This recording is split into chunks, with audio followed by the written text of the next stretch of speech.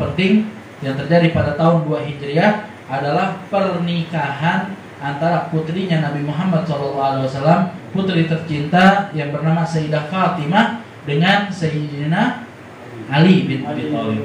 Pernikahan itu terjadi juga pada tahun ke-2 Hijriah. Yang perlu kita tahu, Sayyidah Fatimah itu adalah putri yang paling mirip dengan Nabi Muhammad SAW. Dari akhlaknya, dari kerendahan hatinya, tutur katanya, segala tindak tanduknya, bahkan jalan-jalannya mirip dengan Nabi Muhammad SAW. Itu yang bilang Sayyidah Aisyah, beliau pernah meriwayatkan sebuah hadis, gak ada satu orang pun di dunia ini yang diri dan duduknya, jalan dan diamnya lebih mirip dengan Nabi Muhammad SAW, melainkan Fatimah putrinya, melainkan putrinya Sayyidah Fatimah. Jadi Sayyidah Fatimah adalah perempuan yang paling mirip dengan Nabi Muhammad, dan dia perempuan yang paling dicintai oleh Nabi Muhammad SAW. Perempuan yang sangat mulia, yang saking mulianya Rasulullah SAW pernah mengatakan kepada para sahabatnya bahwasanya Fatimah itu adalah pemimpin semua perempuan yang ada di surga. Jadi semua perempuan yang Allah ciptakan dari mulai zaman Nabi Adam, Siti Hawa sampai akhir zaman nanti, pemimpinnya akan berada di bawah kepemimpinan Sayyidah Fatimah Az-Zahra, putri daripada Nabi Muhammad SAW. Bahkan ibunya sendiri Sayyidah Khadijah akan berada di bawah kepemimpinan Sayyidah Fatimah. Jadi beliau adalah perempuan yang paling mulia, yang paling mirip dengan Nabi SAW dalam dalam perawakannya, dalam perbuatannya, dalam hatinya, dan di dalam akhlaknya. Paling mirip dengan Nabi Muhammad SAW. Bahkan Rasulullah pernah mengatakan dalam sebuah hadis diriwayatkan oleh Imam Tabari bahwasanya, wahai Fatimah, Allah itu marah dengan kemarahanmu dan Allah itu ridha dengan keridhaanmu. Jadi kalau Sayyidah Fatimah marah sama orang, Allah juga marah kepada orang tersebut. Kalau Sayyidah Fatimah ridha kepada seseorang, maka Allah juga ridha kepada orang tersebut. Nah, ini sebuah derajat yang sangat tinggi yang dimiliki oleh Sayyidah Fatimah. Bahkan dikatakan bahwasanya Sayyidah Fatimah itu di antara wanita-wanita yang paling mulia di surga nanti adalah satu Sayyidah Khadijah, ibunda daripada Sayyidah Fatimah. Yang kedua Sayyidah Asiyah. Sayyidah Asiyah bintu Muzahim, istrinya Fir'aun. Itu juga diantara wanita yang paling mulia nanti di surga, karena sekafir-kafirnya Fir'aun, Sayyidah Asiyah adalah perempuan yang beriman yang tidak membangkang pada suaminya. Suaminya kafir, ngaku Tuhan, tapi Sayyidah Aisyah tetap melayani suaminya dengan baik sebagaimana kewajiban istri melayani suaminya. Tetap melayani, makannya disiapin dan lain sebagainya. Padahal suaminya membangkang kepada Allah Subhanahu wa taala. Nah, dia adalah salah satu perempuan yang paling mulia di surga. Juga diantaranya adalah Maryam bintu Imran, yaitu ibundanya Nabi Isa alaihissalam. Juga diantara perempuan yang paling mulia di surga adalah Sayyidah Fatimah. Bahkan Sayyidah Fatimah adalah pemimpin dari semua perempuan yang telah disebutkan dan dari semua perempuan yang ada di dunia. Nah, jadi Sayyidah Fatimah perempuan yang paling cantik, yang paling baik, yang paling lembut, yang paling sempurna, di zaman Nabi Muhammad SAW. Suatu saat ketika sudah hijrah ke kota Madinah, Sayyidah Fatimah sudah masuk usia remaja. Pada zaman itu mungkin usia belasan telah dianggap sebagai usia remaja. Nah, karena Sayyidah Fatimah ini begitu besar, begitu mulia, luar biasa, maka tentunya semua sahabat berharap dan berangan-angan untuk menjadi pendamping hidupnya Sayyidah Fatimah. Semua sahabat itu berharap, berangan-angan jadi pendamping hidup Sayyidah Fatimah. Selain karena dia adalah perempuan yang termulia, juga harapannya agar memiliki kekerabatan dekat dengan Nabi Muhammad SAW. Karena kalau berhasil menikahi Sayyidah Fatimah, berarti nanti jadi menantunya Nabi. Nah, menantu itu dianggap anak, seakan-akan menjadi anaknya Nabi Muhammad SAW. Mana lagi yang lebih mulia ketimbang kita menjadi anak daripada Nabi Muhammad SAW. Jadi semua sahabat berangan-angan dan memiliki keinginan untuk menikah dengan Sayyidah Fatimah radhiyallahu taala anha. Nah, di antara semua sahabat bahkan dikatakan Sayyidina Abu Bakar As-Siddiq. Sayyidina Abu Bakar As-Siddiq itu seorang sahabat yang sangat mulia, seorang sahabat yang paling dekat dengan Nabi SAW, sahabat yang tidak pernah syirik semasa hidupnya, sahabat yang perawakannya dikatakan Sayyidina Abu Bakar itu badannya tidak gemuk. Jadi Sayyidina Abu Bakar itu badannya sangat ideal, dia kulitnya sangat putih, memiliki dua cabang yang sangat halus, orang yang sangat bersih, orang yang sangat lembut. Jadi Sayyidina Abu Bakar luar biasa, lelaki yang sangat sempurna, kaya dan dermawan, pemberani juga. La ilaha illallah. Ya Rasulullah, kalau mau curhat sesuatu datangnya ke Sayyidina Abu Bakar As-Siddiq. Jadi seorang yang sangat mulia seperti itu berusaha untuk melamar Sayyidah Fatimah. Nah, jadi ini untuk sahabat yang lain ini ibarat apa? Saingan. Saingan yang sangat berat karena saingannya Sayyidina Abu Bakar. Terdengar desas-desus di kota Madinah, Sayyidina Abu Bakar datang kepada Rasulullah dan ingin mempersunting Sayyidah Fatimah. Kemudian apa jawaban Nabi Muhammad SAW ketika didatangi seorang sahabat yang semulia ini, yang levelnya sudah sangat tinggi? Rasul mengatakan belum datang suratan takdirnya, belum ditakdirkan wahai Abu Bakar, sehingga Rasulullah tidak berani untuk menikahkan. Padahal yang datang orang semulia Sayyidina Abu Bakar. Sayyidina Abu Bakar saja ditolak oleh Rasulullah SAW. Semua sahabat mikir 2 kali lagi. Kalau orang sekelas Sayyidina Abu Bakar aja ditolak, gimana kami? Nah, gimana kami yang gak sebaik, gak sehebat, gak setakwa Sayyidina Abu Bakar As-Siddiq? Juga dikatakan di antara orang yang datang untuk melamar daripada Sayyidah Fatimah adalah Sayyidina Umar bin Khattab.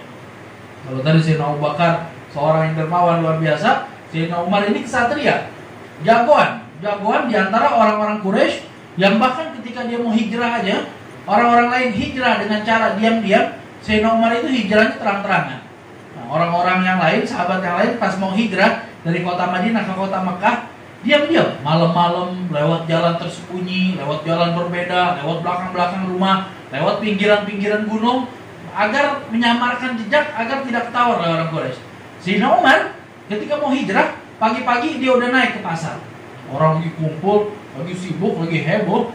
Dia udah bilang, wahai orang-orang Quraisy, nanti malam saya mau hijrah.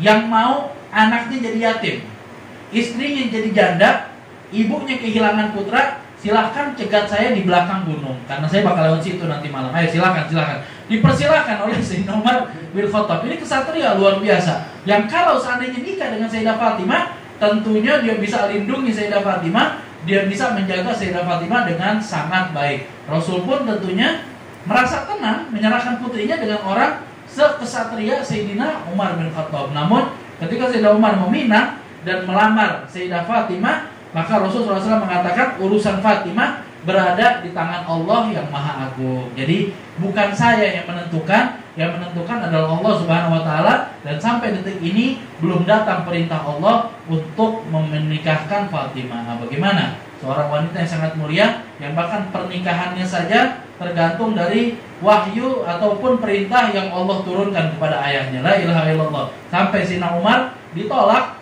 dan itu menjadikan persaingan tetap terbuka di kalangan para sahabat. Namun mereka mikir 1000 kali sekarang. Kalau tadi mikir 10 kali Sayyidina Abu Bakar ditolak, sekarang mikir 1000 kali. Kalau Abu Bakar dan Umar saja ditolak dengan kebaikan yang mereka miliki, maka bagaimana kami? Siapa kami yang gak punya hal-hal tersebut? Namun ada satu cerita yang tidak diketahui oleh kebanyakan sahabat. Apa itu? Ada satu orang pemuda yang sejak lama telah memendam perasaan kepada Sayyidah Fatimah, namun dia tidak pede untuk mengungkapkan hal tersebut. Siapa pemuda tersebut? Sayyidina Ali bin Abi Thalib. Kita tahu Sayyidina Ali adalah sepupunya Nabi. Ali bin Abi Thalib bin Abdul Muthalib. Nabi Muhammad bin Abdullah bin Abdul Muthalib. Abahnya Nabi sama abahnya Sayyidina Ali itu adik kakak. Jadi Nabi sama Sayyidina Ali itu sepupu. Walaupun sepupu, umurnya beda jauh. Karena Abu Thalib itu anaknya banyak sekali. Di antara anaknya ada yang namanya Ali. Dan Abu Thalib itu orang yang gak punya. Nah, pamannya Nabi itu Abu Thalib, abahnya Sayyidina Ali, orang yang gak punya harta. Dia orang terhormat, dia bangsawan, dia berdarah biru dan seterusnya, tapi dia gak punya harta. Sehingga dia tidak mampu untuk membiayai semua anak-anaknya. Sehingga Sayyidina Ali sehingga Rasulullah SAW berinisiatif untuk mengambil salah satu anak pamannya agar meringankan beban keluarganya. Nah, jadi Sayyidina Ali diambil sama Rasulullah dari semenjak kecil. Jadi Sayyidina Ali itu sepupu, tapi umurnya beda jauh. Diambil oleh Rasulullah, dipelihara di rumahnya Nabi Muhammad dan rumahnya Sayyidah Khadijah dari semenjak dia kecil. Mungkin Sayyidina Ali dikatakan anak-anak yang pertama beriman itu Sayyidina Ali. Kenapa? Memang dihidupi sama Nabi, sudah dianggap seperti anak oleh Nabi Muhammad SAW. Artinya Sayyidina Ali hidup bersama Sayyidah Fatimah di satu rumah, di satu atap yang sama. Nah, jadi Sayyidina Ali dan Sayyidah Fatimah itu ada di bawah atap yang sama, dan masa kecil mereka itu sama-sama, bareng-bareng. Jadi suka main bareng dan lain sebagainya. Namun ketika tumbuh dewasa, Ali sudah mulai balik, Sayyidah Fatimah juga sudah mulai balik. Sayyidina Ali lelaki terhormat. Jadi ketika sudah mulai balik, jangan katanya kan kecil kita bareng-bareng, enggak. Ketika sudah mulai balik, maka Sayyidina Ali menghindar, tidak lagi menatap Sayyidah Fatimah. Namun semenjak dari masa kecil, Sayyidina Ali itu sudah memiliki rasa kepada Sayyidah Fatimah. Tapi mencegah untuk mengungkapkan rasa tersebut, satu, karena dia lelaki terhormat. Jadi lelaki yang keren itu bukan yang berani nembak. Nah, jadi ini buat para pemuda, lelaki yang keren itu bukan yang berani nembak cewek. Nah, lelaki yang keren itu yang memendam rasa sampai ada kesempatan untuk menghalalkan si wanita. Jadi yang punya perempuan putusin dari sekarang, yang punya pacar. Ala kulli hal. Nah, itu Sayyidina Ali memendam rasa tersebut. Memendam rasa kepada Sayyidah Fatimah sampai tumbuh dewasa. Apa yang mencegah? Satu, dia lelaki terhormat. Yang kedua, Sayyidina Ali tidak percaya diri. Siapalah saya? Saya hanya anak daripada orang yang miskin. Bapaknya kan Abi Thalib itu orang yang gak punya. Saya anak dari orang yang gak punya. Bahkan saya hidup di bawah tanggungannya Nabi Muhammad. Saya hidup di rumahnya Fatimah. Saya makan dari ayahnya Fatimah. Siapa saya yang berani melamar Fatimah? Jadi Sayyidina Ali sendiri tidak pede terhadap dirinya, tidak percaya diri dan minder, sehingga dia memendam rasa tersebut, memendam rasa dan menghilangkan semua pikiran-pikiran, ditepis itu semua tentang Sayyidah Fatimah. Nah, ketika mendengar sahabat-sahabat mulia mereka berlomba-lomba untuk bisa menjadi pendamping Sayyidah Fatimah, melamar Sayyidah Fatimah kepada Rasulullah, Sayyidina Ali merasakan patah hati luar biasa. Di sisi lain dia tidak berani untuk tampil karena tidak percaya diri. Ala kulli hal, sampai suatu saat Rasulullah SAW mengatakan kepada Sayyidina Abu Bakar, wahai Abu Bakar, mau nggak bisa kamu sebutkan soal Fatimah kepada Ali? Saya lihat ini semua sahabat datang, semua sahabat berusaha untuk melamar Fatimah, tapi Ali nggak pernah datang. Ali diam-diam aja. Nggak bisa kamu sampaikan kepada Ali, kali dia mau datang kepada saya. Ini lampu hijau dari Nabi Muhammad SAW. Diperintahkan kepada Sayyidina Abu Bakar. Mendengar seperti itu, Sayyidina Abu Bakar gak panjang lama langsung bangun kepada Sayyidina Ali, berangkat kepada Sayyidina Ali, kemudian disampaikan kepada Sayyidina Ali bin Abi Thalib. Dikatakan, wahai Ali, semua keutamaan itu ada pada dirimu. Kamu pemuda yang pemberani. Ketika Rasulullah hijrah, kamu berani tidur di bawah kasurnya Nabi, bertutupkan dengan selimut Nabi. Coba bayangkan kalau orang kafir langsung tanpa buka selimut langsung main tebas saja, melayang nyawanya Sayyidina Ali. Yang berani melakukan itu adalah seorang yang memiliki keberanian tinggi dan seorang yang memiliki kecintaan besar kepada Nabi Muhammad SAW. Sayyidina Ali punya itu. Engkau seorang pemuda yang sangat pemberani, engkau seorang pemuda yang sangat bijak, dan engkau seorang pemuda yang sangat berilmu.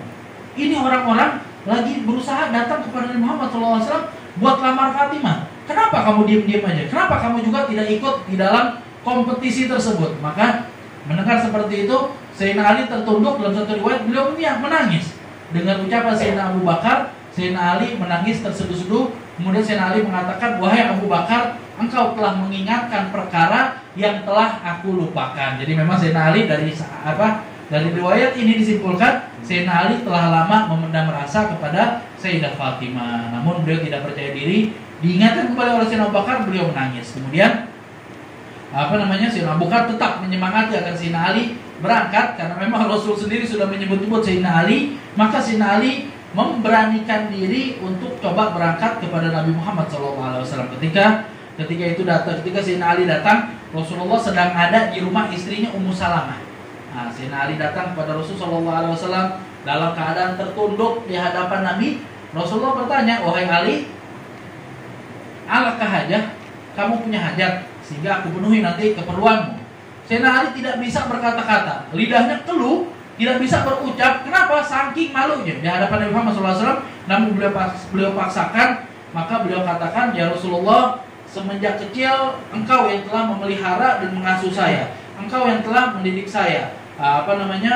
Bahkan engkau itu di mata saya lebih saya cintai ketimbang orang tua saya sendiri. Lebih saya cintai daripada Abu Thalib dan Fatimah. Jadi ibu Sayyidina Ali juga bernama Fatimah, sama. Engkau lebih aku cintai daripada Abu Thalib dan Fatimah bintu Asad, ibunya Sayyidina Ali. Nah, jadi setelah diungkapkan, maka Sayyidina Ali mengatakan, kalau memang boleh, saya datang ke sini ingin meminang dan melamar putrimu Fatimah. Nah, maka mendengar seperti itu, Rasulullah SAW, ini riwayat yang sampaikan Ummu Salamah, karena lagi ada di rumahnya Ummu Salamah. Kata Ummu Salamah, saya lihat mendengar ucapan daripada Ali, wajahnya Rasulullah berseri-seri dan sangat bahagia sekali. La ilaha illallah.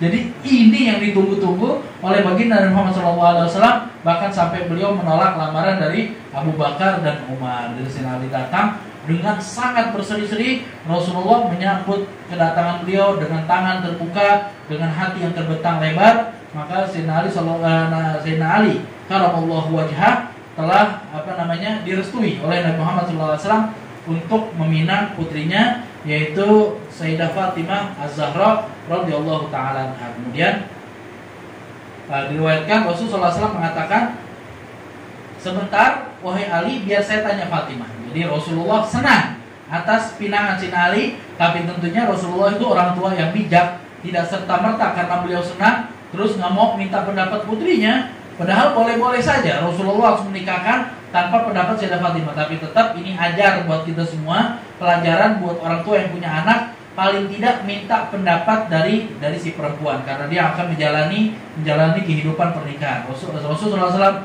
masuk ke dalam mengatakan, wahai Fatimah, engkau telah kenal Ali bin Abi Thalib. Dia pemuda yang begini sampai kalau Rasulullah tentang sifat Sayyidina Ali, dan sekarang dia datang untuk meminang dirimu.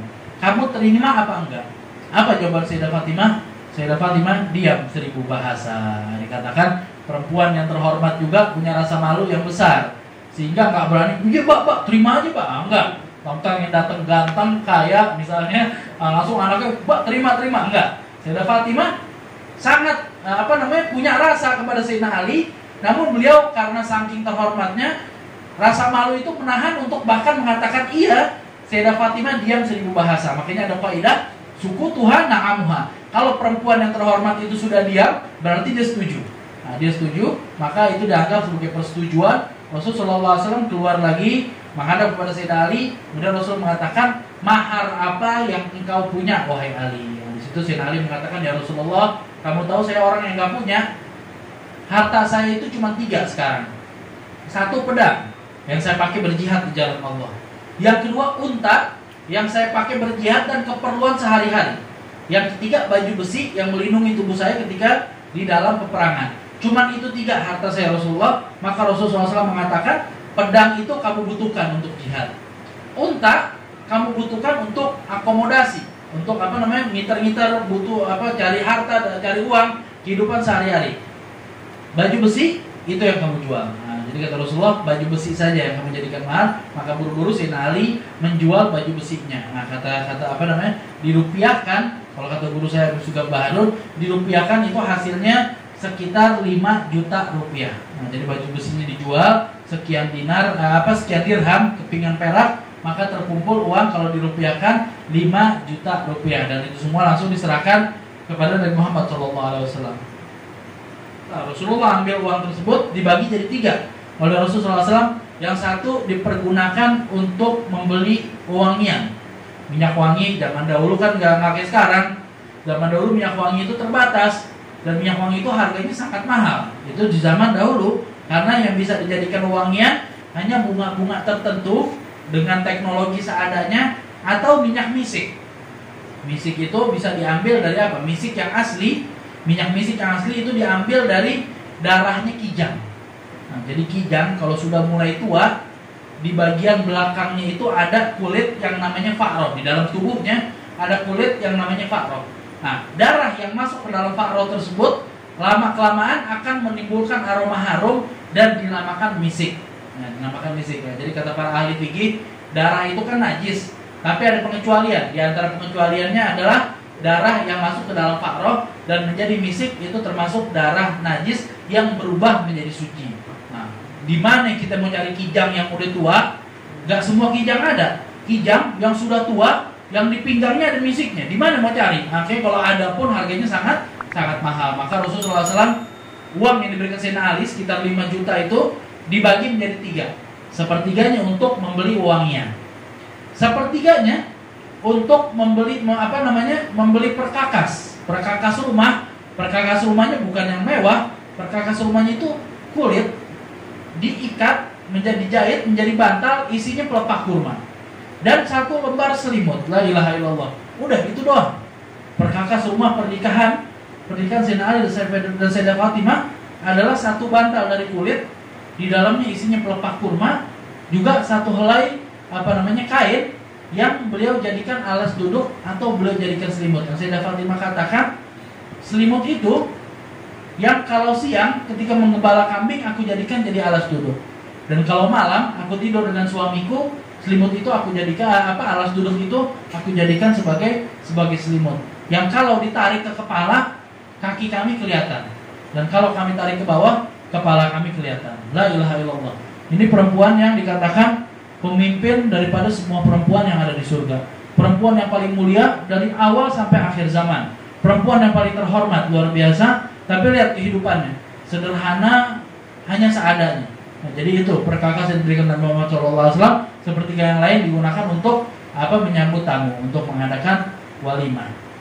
Maka terlaksanalah pernikahan antara Sayyidina Ali dengan Sayyidah Fatimah dengan keadaan yang sangat sederhana, dan disambut baik oleh para sahabat yang lain. Semua sahabat di kota Madinah bergembira atas pernikahan daripada putri Nabi yang paling dicintai oleh Rasul Shallallahu Alaihi Wasallam. Dikatakan di situ Sayyidah Fatimah ketika menikah berumur 15 tahun. Nah, di situ Sayyidah Fatimah berumur 15 tahun.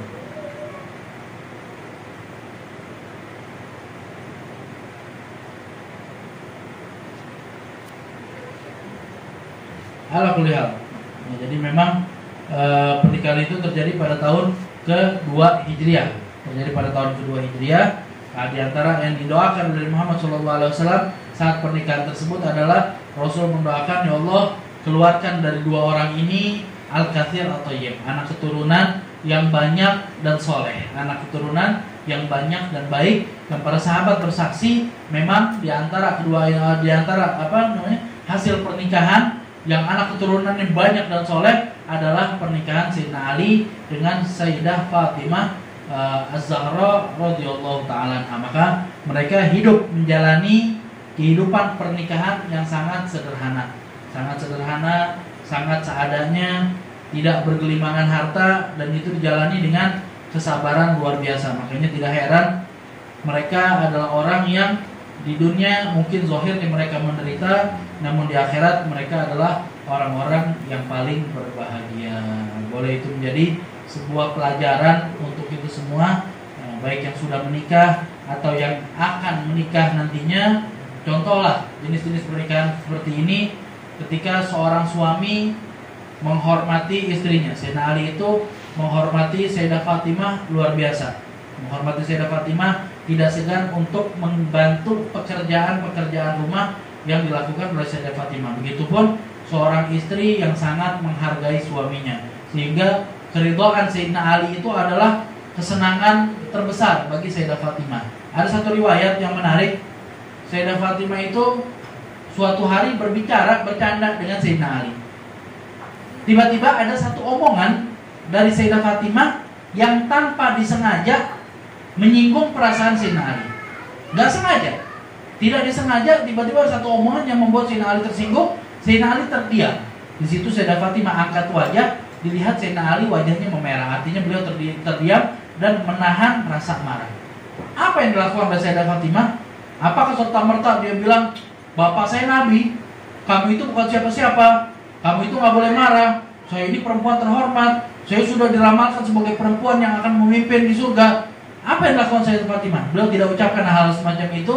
Beliau memohon maaf, minta maaf sampai menangis, mohon maaf kepada Sayyidina Ali agar diridhoi dan dimaafkan. Ucapan yang gak sengaja. Apa ceritanya? Kalau zaman sekarang ada istri yang berbicara kepada suaminya sengaja untuk menyakiti hati suaminya. La ilaha illallah. Ini Fatimah, putri Nabi Muhammad SAW, pemimpin perempuan di surga. Dia hati-hati, ucapan yang tidak sengaja, menangis-nangis minta kepada Sayyidina Ali untuk diridhoi dan dimaafkan ucapan tersebut. Sayyidina Ali belum ridho. Sayyidina Ali wajahnya masih terlihat memerah, masih terlihat memendam amarah. Maka dikatakan Sayyidah Fatimah sampai beliau menangis-nangis mengelilingi Sayyidina Ali, muter-muter dikelilingin, seakan-akan Sayyidina Ali itu Ka'bah. Sayyidah Fatimah putar dikelilingi Sayyidina Ali sambil terus memohon agar dimaafkan. Maka melihat tindakan dari istrinya, Sayyidina Ali terketuk hatinya, beliau tertawa karena lucu melihat tindakan daripada Sayyidah Fatimah. Maka Sayyidah Fatimah dipeluk oleh Sayyidina Ali. Kemudian Sayyidina Ali mengatakan, saya ridho dan saya telah memaafkan dirimu. Nah, itu ketenangan untuk seorang istri yang soleha kepada untuk Sayyidah Fatimah. Kabar ini sampai kepada Nabi Muhammad SAW. Apa yang dikatakan oleh Nabi? Wahai Fatimah, seandainya saja engkau meninggal dalam keadaan suamimu belum ridho, belum memaafkan dirimu, maka niscaya aku tidak akan menyolatkan jenazahmu, kata Rasulullah SAW. Makanya kata para ulama, perempuan yang mati dalam keadaan durhaka kepada suaminya, yang mati dalam keadaan suaminya tidak ridho kepada dirinya, maka tidak akan mendapatkan syafaat dari Nabi Muhammad SAW. Lihat Sayyidah Fatimah bagaimana kepada suaminya. Untuk para suami juga, lihat Sayyidina Ali bagaimana beliau begitu perhatian, begitu bekerja keras, begitu bertanggung jawab, dan begitu mencintai istrinya Sayyidah Fatimah radhiyallahu taala anha. Mudah-mudahan itu semua menjadi pelajaran berharga untuk kita semua dalam meneladani orang-orang mulia, meneladani orang-orang soleh, sehingga kita meninggal dan mati di dalam jalan yang telah mereka tapaki, sehingga di akhirat nanti kita dikumpulkan bersama mereka di surganya Allah Subhanahu wa taala. Ala kulli hal, itu kajian kita pada malam hari ini. Lebih kurangnya saya mohon maaf. Assalamualaikum warahmatullahi wabarakatuh. Jika ada pertanyaan